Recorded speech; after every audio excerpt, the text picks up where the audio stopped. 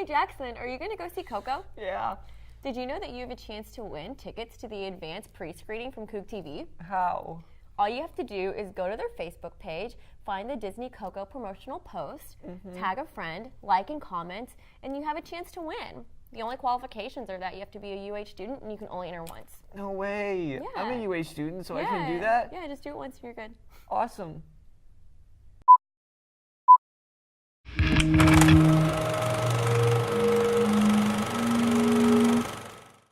Hey guys, welcome to Coog Cinema Reviews. My name is Danielle Jacobo. And I'm Jackson Brock. And today we're reviewing Marvel's newest release, Thor Ragnarok. Imprisoned, the mighty Thor finds himself in a lethal gladiatorial contest against the Hulk, his former ally. Thor must fight for survival and race against time to prevent the all-powerful Hela from destroying his home in the Asgardian civilization. This is starring Chris Hemsworth, Mark Ruffalo, and Cate Blanchett. Okay, so the first thing you're really going to notice in Thor Ragnarok is that it's completely rebranded from the other two films that we have. The original Thor and Thor the Dark World were very kind of like dark, droopy, didn't really hit with the comedy. Thor Ragnarok is very different. It has bright colors, it's entertaining, it's fast-paced, it's fun. Overall, I mean, I think it's an excellent film to kind of just give an opinion right off. And they were not shy to completely just eradicate everything from the previous films. They got rid of a lot of elements that were pretty essential to the original Thor movies and just kind of comically wrote them out or addressed it and kind of just like got it out of the way in the beginning and then just kind of like set pace on the new like way they were going, and it worked. It did. Really good. It really did work. And I mean, with this rebranding, we got a whole slew of new things for Thor. We had amazing cinematography this time around. There were some shots in there that were truly mesmerizing. Yeah. They were truly mesmerizing. I mean, they caught my attention. They were eye candy.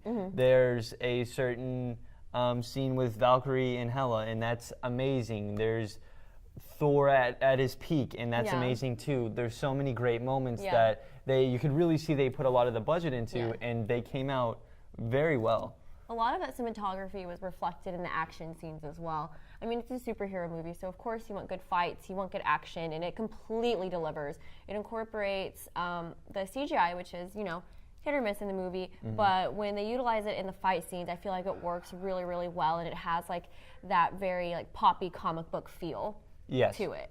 I mean, besides the visuals though, the characters are amazing. Characterization in this film really does a very, very good job at establishing Thor and even the secondary characters. But we didn't really get that in the first few films, but now we do. You kind of have an actual connection to Thor now. I think the problem was that, like, in the Avengers movies, Thor was like the superhero that you didn't really care about. Like, you didn't know much about him, even from watching his movies. Like, he was just kind of like this entitled, I don't know, like whiny Avenger that no one really connected to or understood. And after watching this film, I mean, like right off the bat, you can feel the tone's different. You can feel Thor's a completely different character.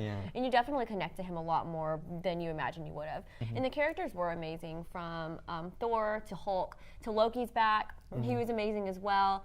And we had a few new ones. We have people like Valkyrie that come in, Grandmaster, and they're fantastic too. There really wasn't any character that I didn't, that I hated, that I was like, get out of the frame. And I mean, that really feeds into the story itself, because the whole thing is very engaging from start to finish.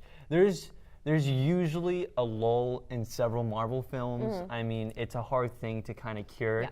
But Thor Ragnarok, I really didn't feel it. It was definitely fast-paced. It kept, the story was always moving, whether, even when they're talking for elongated periods of time, they're moving. Stuff's happening. The other thing I wanted to talk about was, I know we disagree on this, but I loved the villain. I thought Hela was amazing and phenomenal. I think Cate Blanchett did an incredible job, and I think she's definitely one of the best villains the MCU has seen this far. I'm putting her maybe behind Loki from Avengers, and that's it. I mean, I definitely don't disagree with you. I think Hela's an amazing villain. She's our first female villain, correct? Yes. Okay, awesome. And I thought she did a fantabulous job, but it was a fact of, I felt her writing was very close to what we usually get from Marvel, which is, you kind of see the villain a little bit, it cuts back and forth, and there's not much else. You basically just see her enough to be able to build who she is, and then she's killed. Yeah. I mean, I think that I would have liked to see more of her. It's definitely more focused on Thor and Hulk and Valkyrie and their journey, and then Hela is kind of secondary.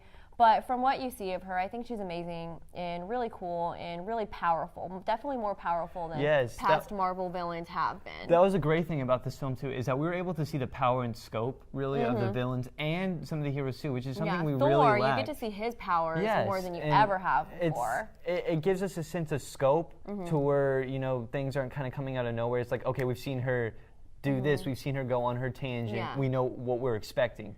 Well, so it's like not just gods like and goddesses. looming. Like they should be powerful, and this is finally like the movie that you get to see that. It in. Like Thor actually be a god, and then his villain is like the goddess of death. Like she's really powerful, and I think Cate Blanchett like embodies that perfectly. Overall, I think it was an amazing film. Definitely the best Thor movie out there. Definitely one of the best Marvel films to date. I really enjoyed it. I would definitely recommend going out into the theater and seeing it. Don't wait for it to come out on DVD.